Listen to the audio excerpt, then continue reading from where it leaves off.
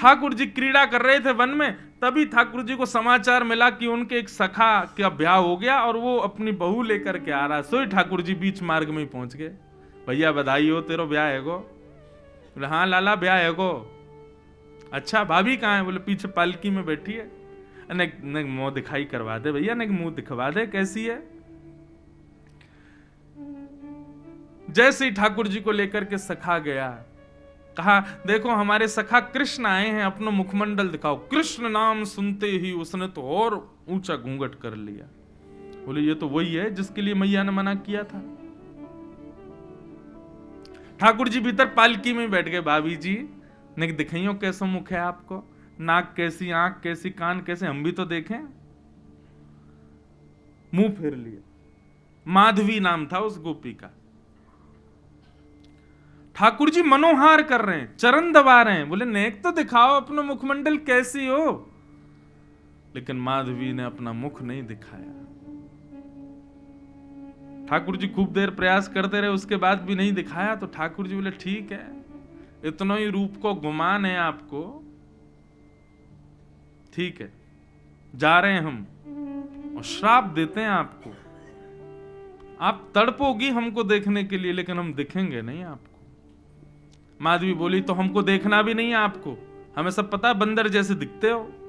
ठाकुर जी बोले बोल लो, जो आपको मन करे बोल लो, लेकिन आप एक दिन तड़पोगी हमको देखने के लिए, नहीं दिखेंगे। और ऐसा कहकर ठाकुर जी चले गए। आज जब ठाकुर जी ने इंद्र के मान के मर्दन के लिए गिरिराज जी को धारण किया, तो सब ब्रजवासी वहां पहुंचे। सब बोले भैया ये गिरिराज जी कौन ने उठाए, कौन ने उठाए? बोले अरे नेक दूरी पे जाके देखोगे तब पता चलेगी, नंद के लाला ने गिरिराज जी उठाए। तो दूर दूर से ब्रजवासी गिरिराज जी के नीचे ही खड़े थे, लेकिन गिरिराज जी खूब लंबे चौड़े, सबको ठाकुर जी थोड़ी दिख रहे थे। तभी उस माधवी गोपी ने पूछा ये पर्वत किसने उठाया? बोले तुम्हारे पति के सखा कृष्ण ने उठाया। बोले इतने बलवान है वो? बोले हाँ। अच्छा जरा दिखाओ तो कैसे हैं, जरा हम भी तो देखें, आज तक तो देखा नहीं, दूर से देख ही लें उनको।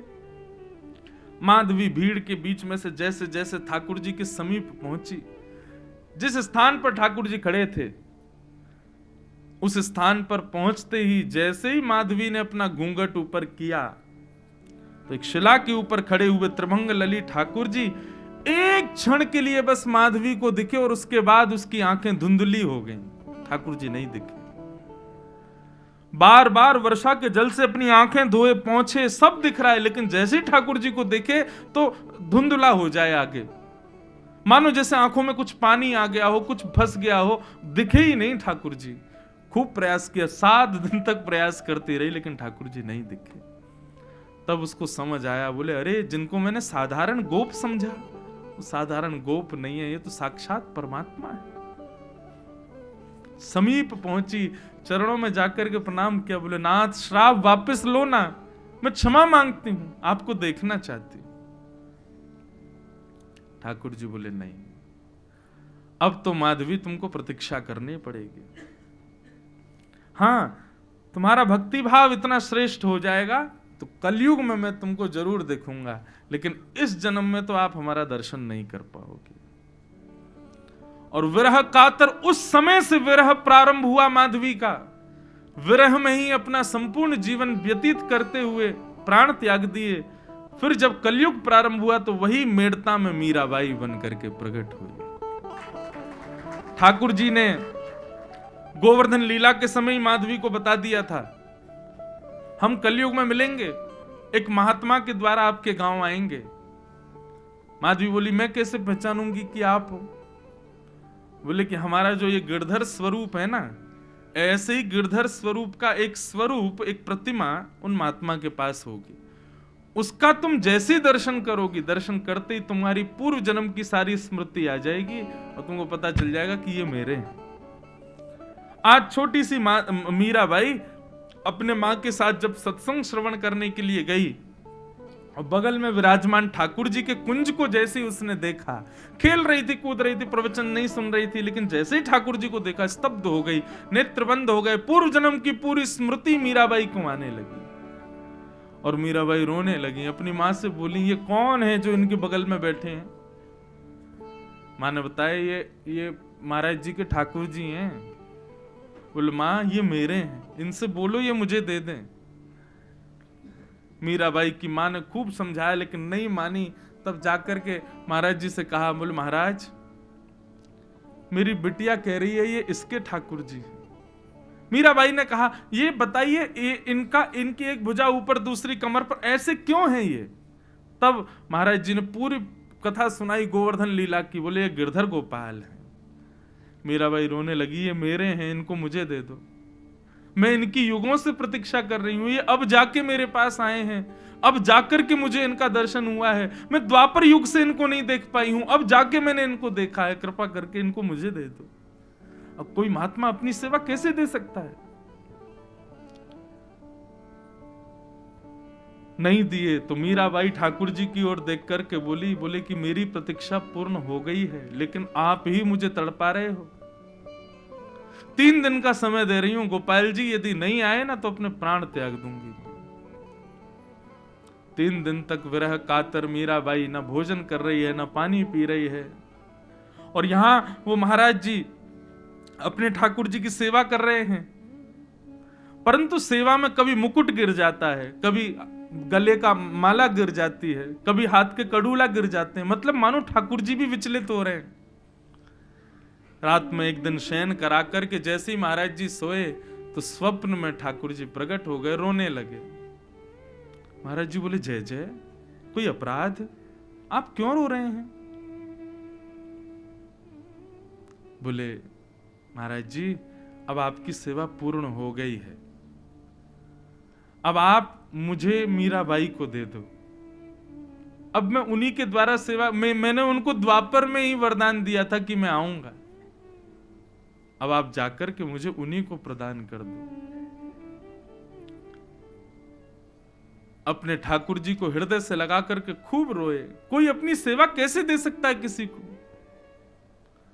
अपने ठाकुर जी को हृदय से लगा करके मीराबाई के पास गए। रो रही विलक रही 3 दिनों से मीराबाई, जिसने भोजन प्रसाद तक नहीं लिया। तब अपने ठाकुर जी मीराबाई को प्रदान किए। बोले लो मीरा, ये तुम्हारे हैं। ले मीरा है गिरधर तेरा, सेवा पूर्ण भई अब मेरी, जागा भाग्य है तेरा। लो मीरा, ये तुम्हारे हैं। और मीराबाई को जैसे ही गोपाल जी प्राप्त हुए, मीराबाई तो आनंदित हो गई। हे मायरी मायरी मैंने लियो री गोविंदा मोल रे, मैंने लियो री गोविंदा मोल रे, मैंने लियो री गोविंदा मोल रे, मैंने लियो री गोविंदा मोल रे, मैंने लियो री गोविंदा। कहने का भाव, गोवर्धन लीला में ही मीराबाई का सृजन किया ठाकुर जी ने। यही माधवी मीरा बनकर के आएगी और पूरे भारत को, पूरे विश्व को कलयुग में भक्ति की एक ऐसी ध्वजा पकड़ा करके जाएगी जिसके नीचे बैठ करके असंख्य भक्त मेरी प्राप्ति करेंगे। मीराबाई से सब पूछते हैं ये तू लेके घूमती रहती है, कहां से लाई है? मीराबाई बहुत सुंदर भाव कहती हैं, कोई कहे सस्तो, कोई कहे महंगो, कोई कहे सस्तो, कोई कहे महंगो, कोई कहे सस्तो, कोई कहे महंगो, कोई कहे सस्तो, कोई कहे महंगो, कोई कहे सस्तो, कोई कहे महंगा, कोई कहे सस्तो, कोई कहे महंगा, हाँ कोई कहे